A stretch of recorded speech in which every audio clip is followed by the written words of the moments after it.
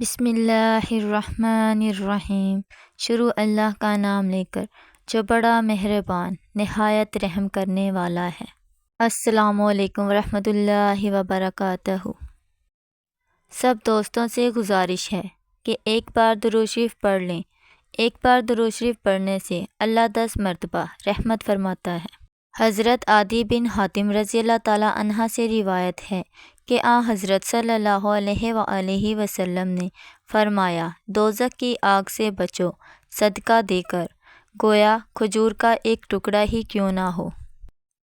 حضرت عبد الرحمن بن زید رضی اللہ تعالیٰ عنہ سے روایت ہے کہ رسول اکرم صلی اللہ علیہ وآلہ وسلم نے فرمایا، جو شخص رات کو سورۃ بقرہ کی آخری 2 آیتیں پڑھ لے، وہ اس کو ہر ناگہانی آفت، شیطان کے فتنہ انگیزیوں سے کافی ہوگی۔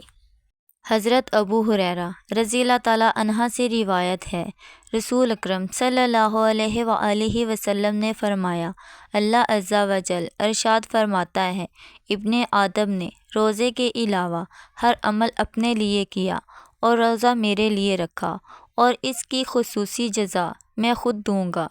اس ذات کی قسم جس کے قبضے میں محمد صلی اللہ علیہ وآلہ وسلم کی جان ہے، اللہ تعالیٰ کے نزدیک روزے دار کے منہ کی بو مشک سے زیادہ خوشبودار ہے۔